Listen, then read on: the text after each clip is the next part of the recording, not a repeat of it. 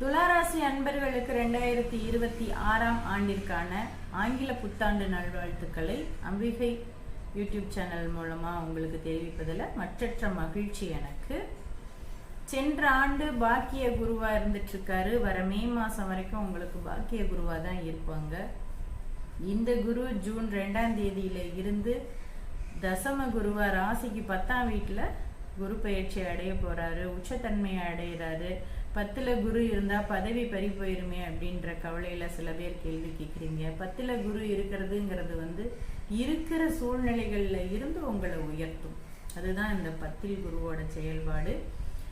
இது உண்மையா இல்லையாங்கிறத நீங்க கன்னிராசிக்காரங்க கிட்ட கேட்டீங்கன்னா சொல்லுவாங்க. கன்னிராசிக்காரங்களுக்கு இப்ப 10ல குரு இருந்துட்டு இருக்கு.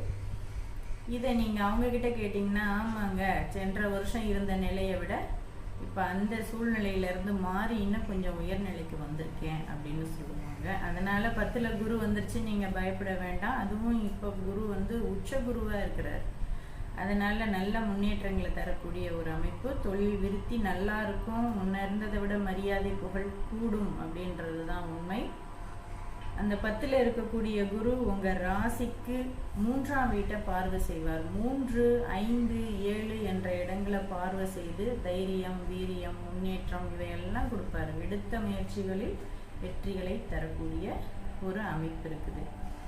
அதே மாதிரி 5ஆம் வீட்டை பார்க்கறதுமே உங்களுக்கு நல்ல விருத்தி வளர்ச்சிக்கு உண்டான அமைப்பு தான். வயதுக்கேற்ற தேவைகள் பூர்த்தியாகும். பிள்ளை பேரு வேணுமா, திருமண அமைப்பு வேணுமா, காரிய வெற்றிகள் வேணுமா, எல்லாத்தையுமே நல்லபடியா கொடுப்பாரு. 6ல இருக்கிற சனிக்கும் ஜூன்ல இருந்து குரு பார்வை கிடைச்சிருது. அதுவும் உங்களுக்கு நல்ல ஒரு தன்மையில வாழ்க்கையை அமைச்சிக்க முடியும். 11ல இருக்கக்கூடிய கேது டிசம்பர் மாசம் 5ஆம் தேதி உங்களுக்கு கடகத்துக்கு போறாரு. குருவோட தொடர்புல தான் இருப்பாரு. அதனால அதுவும் ஒரு நல்ல அமைப்பு தான் அப்படின்றது.